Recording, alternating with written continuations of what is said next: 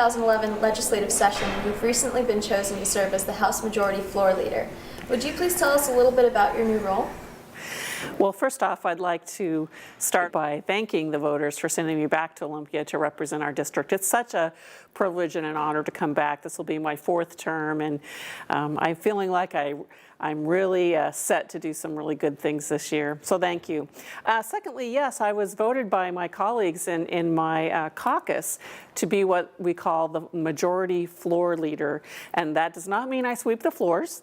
What that means is when we are debating bills on the floor of the House, that it's my job to make sure that everything runs orderly, and I kind of liken it to being sort of a stage manager position, making sure that folks are where they're supposed to be, when they're supposed to be there, giving the right speech on the right bill, raising the right amendment. It sounds a little bit technical, but I would say that it is very important that we run things efficiently on the House floor so we can get through our business in enough time. We only have 105 days to get everything done, and while we're working on the floor, it's very important that we make sure the floor runs efficiently to get the people's work done. Would you also briefly tell us about the committees that you're planning to serve on this session?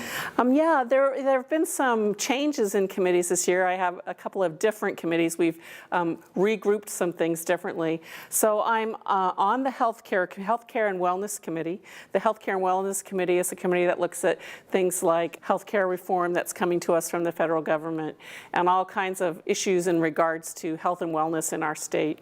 I'm also on a newly formed committee called the Labor and Workforce Development Committee.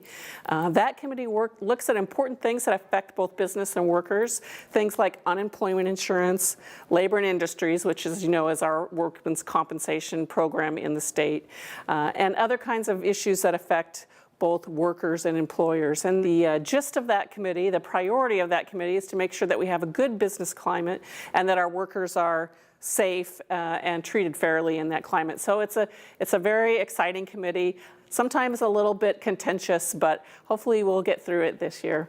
My third and final committee is called the Health and Human Services Appropriations Committee. That committee will have a huge role this year as we have a lot of budget problems going forward, and it's going to be quite the creative endeavor to keep our safety net intact so that we are taking care of the poor and the vulnerable in our state. And so that's the committee that will make all the budget decisions in regards to things like mental health services, health care, developmental disability services, and things like substance abuse and that kind of stuff. All really important things to our friends and neighbors in our district. We want to make sure that we're taking care of people and that we're keeping Washington the kind of state that reflects our values about taking care of the most vulnerable.